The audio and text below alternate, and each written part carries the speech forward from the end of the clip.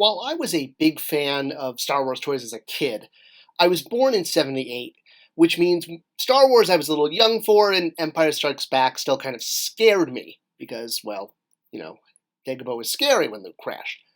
But Return of the Jedi was the Star Wars movie that I actively remember as a kid knowing was coming to theaters and looking forward to seeing, and was conscious that there was a new Star Wars movie coming. I was finally old enough to sort of appreciate the concept that we were getting a new movie. And one of the most iconic characters from Return of the Jedi is the Royal Guards, because we really hadn't had all red characters. We had Darth Vader's lightsaber that was red, and, Mosep from the Cantina wore red, but no one knew who the heck that was until, they made him like 30 years later as a toy. So when Return of the Jedi hit the scene, the scene with, all the Imperial Guards coming off the shuttle and then hanging out on Death Star 2 really struck a chord with me because it was different and it felt awesome.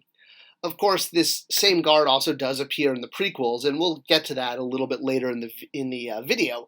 But whenever I see the Royal Guard, I think of Return of the Jedi. It's just one of those, images that brings back the memory.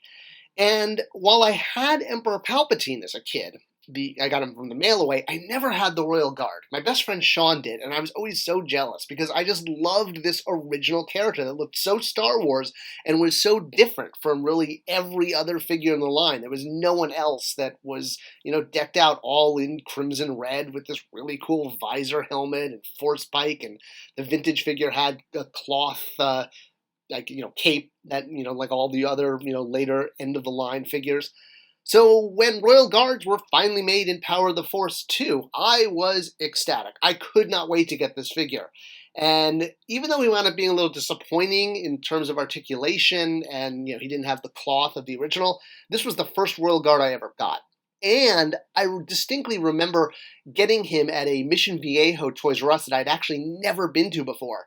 I lived in northern Orange County, and I'd never gone to southern Orange County to toy hunt. And for the very first time I did was looking for this wave. And I remember very distinctly finding this figure and the Snowtrooper that we're going to get to at this Toys R Us. So it was like really cool to discover a new Toys R Us that was sort of the opposite direction of your house that you were used to going. And he didn't disappoint. Like I said, even though he wasn't that articulated and he didn't have a cloth outfit, just finally owning my first Royal Guard was a huge thrill. And like I said, he didn't have much articulation. In fact, he was pretty much kind of just like a stick, like he could point because he had one finger that was pointing down, and he could hold his force pike correctly, which is an issue we're going to get to. But yeah, owning a Royal Guard from Power of the Force 2 was basically kind of like owning a red Crayola crayon. You could pose him standing, and that was about it, because he didn't even have legs. He was just a straight peg covered in a cloth, kind of like Mon Mothma. Although, at least with her, you got head articulation. With the Royal Guard, you basically could move the arms, like swivel back and forth, and that was it. He didn't even have legs. And I think the only figure less articulated than the Royal Guard were the Spirit figures, both the Obi-Wan and then the 3-pack that came out with Anakin and Yoda as well. And yeah, I've heard if you boil him, his arms will swivel, but, it's not the same. So a big thing about the Royal Guard is because they don't really do much besides stand. In Attack of the Clones, they try to attack Yoda for 2 seconds before he knocks them out. But it's important to me that the figures be able to do what they do in the movie. And so the fact that he wasn't articulated and had no legs wasn't really a problem for me, because he wasn't supposed to do anything but just stand there and, guard. And he could hold his force pike more or less correctly, which again is a very important thing. Now, while the vintage figure couldn't do that, no one really had expectations, because these were playthings, not collectibles. And no one really, thought about, he's not holding his force pike exactly in the right, angle. And we would get later Royal Guards in the Star Wars modern line that would be better at holding their force pike in kind of that upright, at arms position. But not, this was an ongoing issue, to say the least. And it really frustrated me as a collector that figure after figure couldn't quite hold the force pike right. All we wanted this guy to do was stand against a wall and hold his force pike. And that so many of the Royal Guard figures that came out, yeah, they could kind of hold it. You could sort of wedge it in or like reverse his hand. The Power of the Force 2 one for a long time was the only one that could really hold it correctly. Even the vintage figure, to me, this was one of the most disappointing figures because it was a fully articulated cloth outfit Royal Guard, but he definitely could not hold his force pike correctly. Like, not even close. You really had to fudge it. And to me, this was like, really? You couldn't give him a hand that could hold it in the correct position, or like swappable hands or something? You gave this guy so many different parts. You could turn him practically into 2 different characters. Where did you get that dress? It's awful, and those shoes and that coat. Jeez. Yeah, so I was disappointed. But we finally got a Royal Guard very, well, late in the line, as in close to when I'm recording this video in 2021, for, for the Disney movies. We got a Royal Guard that was available on a single, but first in this 3-pack at Target.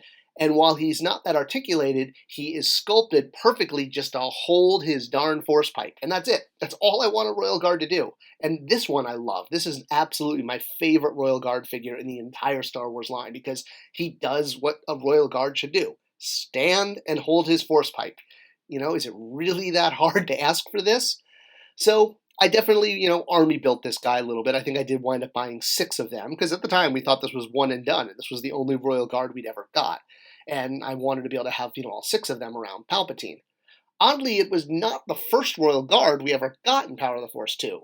That would actually go to 2 earlier figures, one being the comic book version of the Imperial Sentinel, which is also kind of a bit of a Royal Guard, and then the Coruscant Imperial Guard, which was actually Luke in disguise.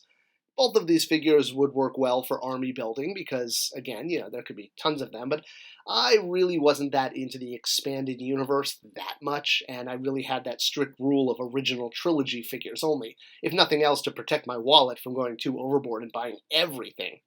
And as noted earlier, the Royal Guard also appears in the prequels, and since I am a very strict original trilogy completist, there were several times in the line that I had to say, oh, is this a prequel figure or is this an original trilogy figure? How do I decide? And I remember in particular, this figure, which came out for Attack of the Clones, I was like, oh, do I buy that? I don't know. I mean, it's definitely an Attack of the Clones figure, but it looks just like a Return of the Jedi figure.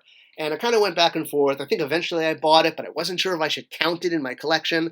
And then, of course, when there was the Target release of the Shuttle Tidarian, well, actually it was the Emperor's Shuttle, and came packed with this figure that was originally packaged for Attack of the Clones, I was like, oh, okay, nope, he's now, packaged in the original trilogy, so I can count him as an original trilogy figure. And that's actually when I'm going to get to him in the series, is this pack out, not the Attack of the Clones card figure. So yeah, I make my own rules, what can I say? And I'm very, like a lot of us, OCD when it comes to how I collect my Star Wars figures. I like my original trilogy, and I like my Royal Guards to stand and hold a force pike. I know, big ask, right? All right, so let's move on to the second and last figure in this wave of 2, another army builder, and this time, much like Royal Guards were iconic from Empire, we're going to have an iconic figure, from Jedi, we're now going to have an iconic figure from Empire, and that's the Trooper. Not this Trooper, this was the Trooper from A New Hope. Your standard Trooper that was going around smashing things and bumping their heads on walls and, being dumb enough to let the Force convince them that those weren't the droids they were sent on a mission. Of course, for Jedi, we got our upgrade to Scout Troopers, and then everyone got together for a giant battle royale to sell as many toys as possible at the end of Return of the Jedi. But for The Empire Strikes Back, that, the creamy middle of the Oreo cookie that is the original trilogy, we got the Snowtroopers, or Poth Troopers. And these guys were pretty badass because, of all the stormtroopering, as in the verb to stormtrooper, that happens in the movies, these guys were some of the only ones that actually kind of like accomplished their goal. They actually defeated the rebels and caused them to abandon their base. So it was really cool building the Hoth Imperials because, they're pretty badass. All the other stormtroopers are kind of, falling over each other, smashing their heads into walls, and letting Ewoks beat them up. So go Snowtroopers and, your ability to follow orders. The first Snowtrooper we got in Power of the Force 2 was a deluxe figure, which I covered a few episodes ago. He came with that awesome, cool E-Web cannon, which also showed up in The Mandalorian and was used to attempt to take down the Millennium Falcon before Han's special modifications took care of it. And, a very necessary Hoth Snowtrooper accessory to have. I mean, it made total sense that this came with the figure as a deluxe execution, which is also interesting because later on we got it with a regular figure, but that's a whole other YouTube video for the future. The Snowtrooper that came with this E-Web cannon was kind of in permanent knee bent. I don't want to say it. Take a poop? Okay, I said it. Kind of looks like that. So if you wanted a Snowtrooper that was standing upright and looked like he was going to take orders and was ready for battle, well, now we finally had a single carded version, which was great. And for those of you who already bought the E-Web cannon, it was great because, that Snowtrooper could be dedicated to controlling the E-Web cannon, and now they could be surrounded by troopers, and you could army build, just like with the Royal Guard, and buy multiples. And they kept this guy out there on the pegs for quite a while, even when they updated the packaging to include the freeze frames, because as I've noted in past videos, kids love slides. It's like their number one thing that they love. All right, well, we never quite got him on the orange card, but this is probably what he would have looked like. Some fan did this. What can I say? People do all sorts of crazy customs. And, of course, this figure was in the vintage line and was also a figure I never had. When I grew up and finally looked at all 92, I realized how few I had. I thought I had all of them as a kid. Now, those of you who did have this figure, he was notorious for kind of losing his skirt, shall we say, for lack of a better word, because it was one of the last figures with the vinyl. Well, I guess Lando had vinyl, and so did Bespin and Leia, but after Empire, all of the vinyl was replaced by soft goods with actual cloth. And this one tended to break off a lot. I had friends who had this one, and it was easy to damage it during play. So now that we had a modern figure with other releases that were coming soon, we really started building out our Imperial Empire Strikes Back army. And this figure was perfect for army building. The way the wash was done, you could really get quite a few of them, and they would look sort of a little different because the spray wash never quite hit the figure exactly the same. I appreciated this as an army builder. And this wasn't the last Power of the Force 2 Snowtrooper we would get. Besides the deluxe figure and our single card, the Snowtrooper showed up again in the Millennium Minted Coin collection, which is a very interesting subline, which we'll be getting to quite shortly since it's coming up. And this was really a repack of existing figures, some with modifications to the tooling, some without. And this was one of the least changed figures in the Millennium Minted Coin series. It was pretty much just a slight redeco. Some of the figures got changes. Palpatine got changes. Luke and Leia got new legs. He just got a slightly new paint job. But hey, again, army building. And it came with a coin. I mean, who doesn't want a toy that comes with a coin? Because kids don't love anything more than slides. It's coins, right? Now, obviously, we would get Snowtroopers for years to come. And the whole idea that the Power of the Force 2 was a one-and-done line, something that we very much held at the time, proved to be very, very wrong, because we would get figures for decades. We're still getting them. One of my favorite variants of the Snowtrooper was the Commander we got in the 3 3/4 Black Series. And yes, there are differences. The Snowtrooper Commander doesn't have a backpack. He has a little insignia on his chest. He appears both in Hoth Base and behind General Veers in the AT-AT, or AT-AT if you grew up in the 80s. And now you could recreate that in, toy form if you wanted. So it was cool. It was great that, we were getting variants. And our ultimate Snowtrooper actually was pretty ultimate in the vintage collection, as opposed to the Royal Guard, not so much. Although this is the 6-inch figure I'm showing. I probably should have shown the other one. There we go. That's better. I really got to fire my editor.